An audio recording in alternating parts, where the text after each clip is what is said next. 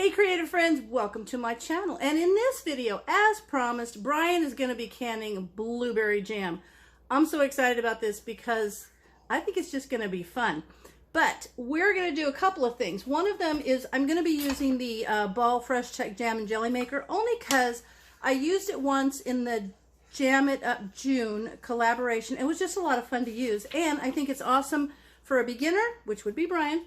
And it's also awesome for small batches, which is just the two of us now, so that's perfect.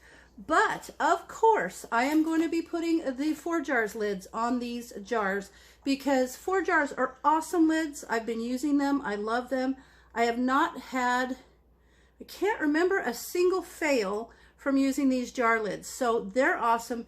And we're going to get started by getting Bryan in here and going through the ingredients and the recipe, and we'll see how it goes. All right, friends, here we have, Bryan's got gloves on his hands because he was, what was it, contact cement? Caulking stuff, and he scrubbed and scrubbed, and it doesn't come off. It's like stained on there, so we didn't want it to look bad, so he's wearing gloves. But here's the thing. On the Ball Fresh Tech Jam and Jelly Maker, I have all of these blueberries, looky there. So we went picking, and these were still in my freezer, and it's blueberry season again, and I got to go get some more. So look at the size. So we're gonna use these to make jam. So on the Ball Fresh Tech Jam and Jelly Maker, the recipe says raspberries or blackberries. It does not say blueberries, but they have a mixed berry jam that you can add in strawberries as well. I tried to call to find out what would be the difference with blueberries, and they're closed. I've looked at everything, even National Center for Home Food Preservation, and they have all the berries included. So I'm going to use blueberries in this recipe, and you know what happens if they don't turn into jam? If for some reason the pectin's off, you have blueberry syrup. So it'll be fine either way. Okay, so I'm going to go over the ingredients. Clearly, we have berries, and we're gonna do the reduced sugar recipe, which they always give you an option for traditional reduced sugar. And so we're gonna need 3 1/4 cups of berries, and that's after they're kind of smashed down. So Bryan's gonna have to put these in a little thing, and we're gonna use the little masher, and he's gonna mash it up until we have 3 1/4 cups worth.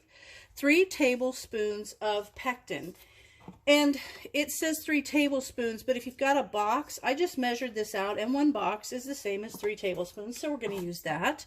And then 1/2 teaspoon of butter or margarine. Do you know why you would put that in there? No. Because it helps reduce the foam as it's boiling, and you don't get all this sticky foam on there, which is nice. And then you have 2 cups of granulated sugar right here. So that's awesome. And so I don't need lemon juice in this one. I thought I did because I was looking at a different one of the recipes, but I don't need lemon juice in this one. So there you go. We're going to start smashing up some of these berries, and we'll be right back with you. All right, so Bryan is going to take this. We're going to crush these up until we end up with 3 1/4 cups of berries. So once this is all crushed and we've got the ingredients that we need, we'll come back to you. All right, there he's smashing those berries away. Put some more in there. Keep smashing until we get 3 1/4 cups. Okay, I wanted to show you guys that we've got the jars in the water that's hot. Now, because this process is 10 minutes, you actually don't need to sterilize the jars. If it processed less than 10 minutes, remember, you'd have to pre-sterilize your jars. So now, Bryan has the blueberries smashed, and we'll go over and see what happens next. All right, berries are smashed. There we have 3 1/4 cups. 3 tablespoons or a box of pectin, 1/2 teaspoon of margarine or butter, and 2 cups of sugar. So we have all the things. So the directions have us cleaning and smashing the berries, which we've done. Now we're going to use the old Ball Fresh Tech Jam and Jelly Maker, and it says sprinkle the pectin evenly over the bottom of the pot, fitted with the stir. The stir is in there, and then you're going to add the berries evenly over the pectin. Good. Perfect. All right, great. Now it says add the berries evenly over the pectin.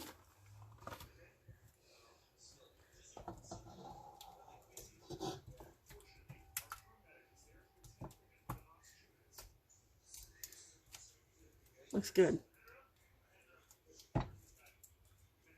Okay.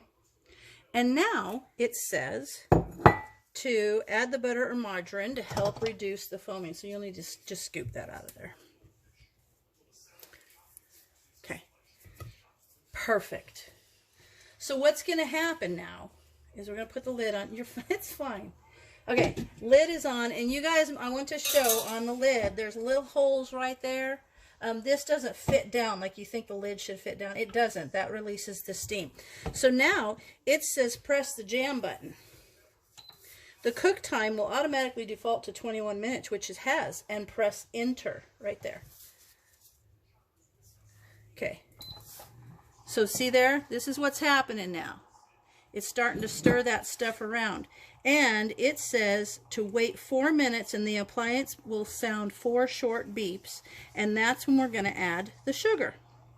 So then, and then we'll add the sugar gradually. And then put the lid on the pot and it takes it from there. And the next thing you know, it's going to beep when it's ready for us to put it in the jars. So we will be back in 4 minutes when it beeps so that you can see Bryan put the sugar in. So while we're waiting for this to go, I wanted you to know I did actually call a resource about using blueberries, and we reviewed a bunch of recipes. And none of the recipes that are just for plain berry jams are any different. So they probably just didn't include all the berries. They just specified single berries. But blackberries should work out just fine. All right, it just gave us the 4 little beeps. So now, make sure they can see in the pot. There. Gradually adding the sugar. And then I'm going to come back and show you guys a little bit, you know, as it's processing, because here you can see that butter right there is not even melted yet. And this will get up to where it is like serious boiling. And the reason that this is cool for me is because, well, I like making the low sugar, smaller amounts. But one of the things I hate about making jams and jellies is when you have to stir it constantly and it starts boiling, and you got to protect your hands because that stuff's got sugar in it, and when it gets you, it burns, it hurts. So we're going to add all that, then we're going to put the lid on and let it go, and while that's happening, I will get everything ready for the jarring up process. Getting those ForJars lids out because they're my favorite. Okay, there you go. Perfect. We'll put the lid on, and I'll bring you back in a few minutes and show you the process and how that changes. All right, I don't know if you guys can see in there a little bit, but it's starting to boil. And you can see the steam on here, but it's starting to boil. And once it gets to boiling really, really hard, I'll bring you back. All right, now look at it. Really, really bubbling in there. See if I can, ooh, come around this side and see if you can see in there. Really bubbling. And I hope the butter holds down some of that foam, but we'll spoon it off if it doesn't. Okay, it should beep in like a split second. And I'm ready with a towel so that when we take the lid off, we can pull the stirrer out, which you'll need a pot holder for. Let me get you one in here. Here. You'll need a pot holder to pull the stirrer out, and then we'll set that in the sink and I'll wash it. Any second now it's going to beep. Any second. Hang on. I don't know. There it is. Okay. So you're going to hit cancel. Ooh, got mad at you. And then unplug the appliance. And then we're going to take the lid off and the stir out. So take the stir out and just kind of tip it. So get the stuff off. There you go. And then I'll just take that over to the sink. Perfect.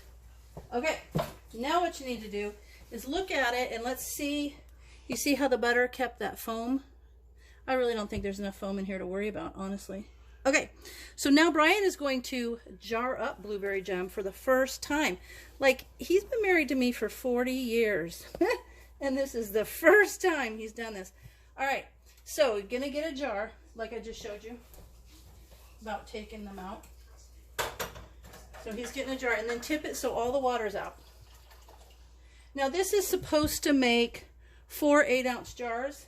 I don't know if it's going to make 4. All right, perfect. Separate that. There you go.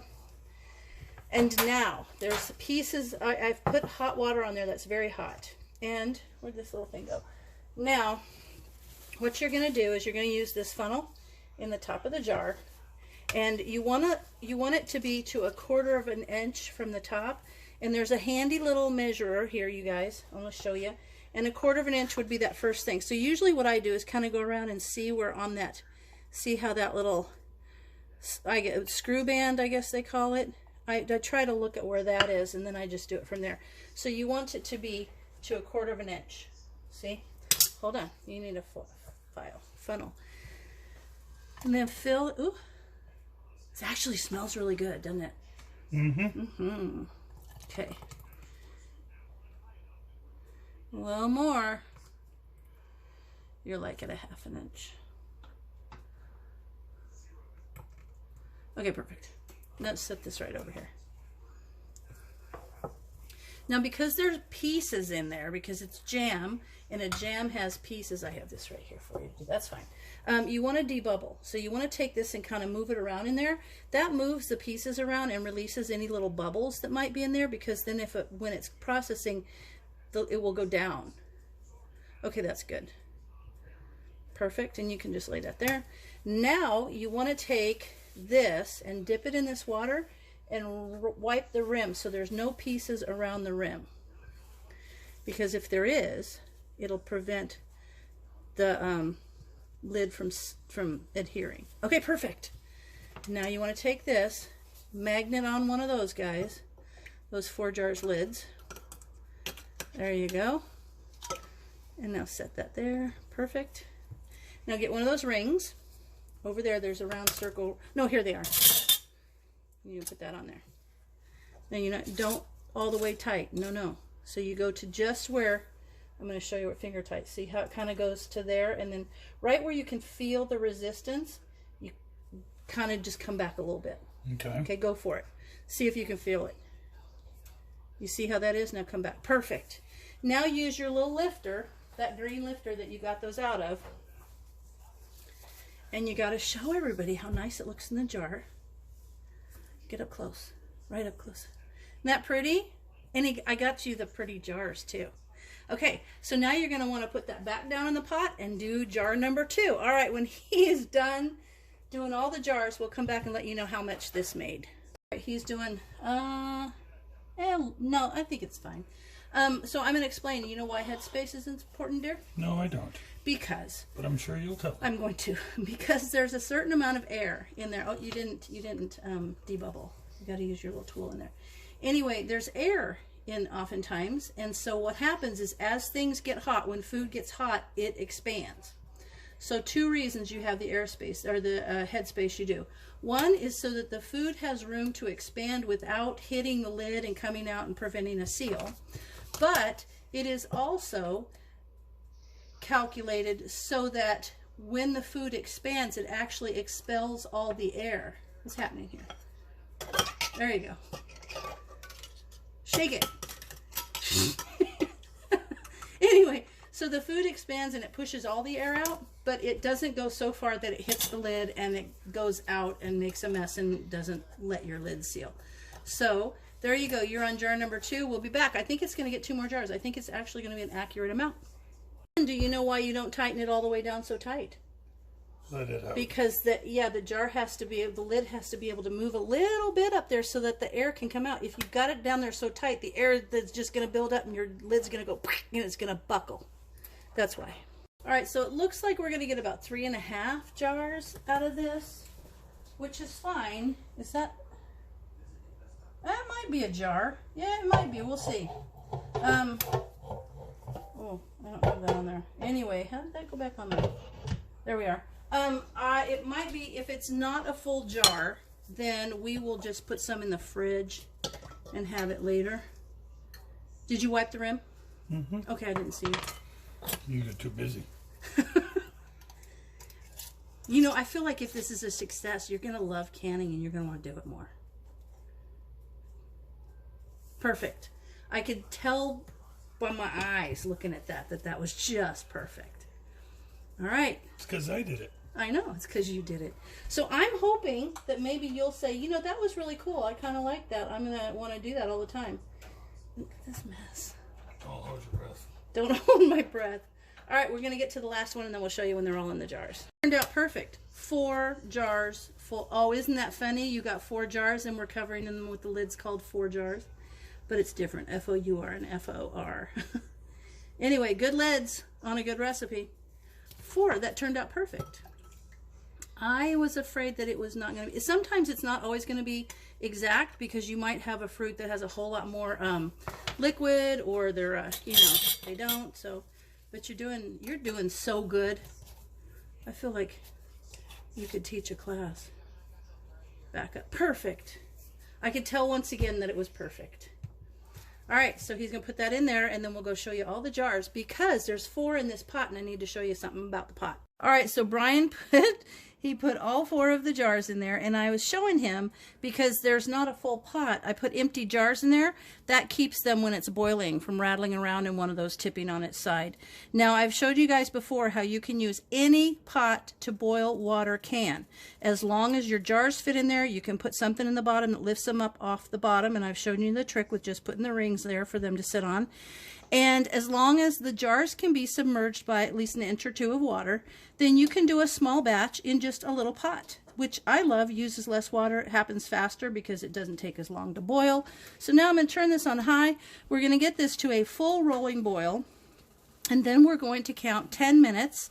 After the 10 minutes, we'll turn the heat off, take the lid off, let them sit for 5 minutes, and then Bryan will pull out his wonderful blueberry jam from the boiling water canner, and we'll set it over there and let it cool.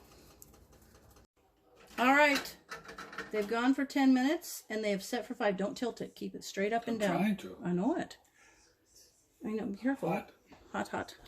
Did you want to see it? See, they'll see it. There it is. Lovely. Lovely. So while Bryan is finishing that, I want to show you guys these. I have some of these ForJars towels, these for the lid company, and I think that because this is Bryan's great debut of canning, I'm going to do a giveaway. So if you watch this video and make a comment, then on Saturday, what day is today? Today's the 12th. So Saturday the 16th, I will do a drawing for 2 of these ForJars towels, and they are awesome towels. I gotta tell you, I really, really, really love them. So I'll do a drawing for 2 towels for leaving a comment on this video, Bryan's first ever canning experience. So that'll be fun. And part 2, like I said, we used blueberries here, and I did try to get a hold of Ball to find out why blueberries weren't included in their recipe. And they were already closed, but because from my knowledge and from the resource that I contacted, we see no reason why the blueberries shouldn't be able to be used in this recipe.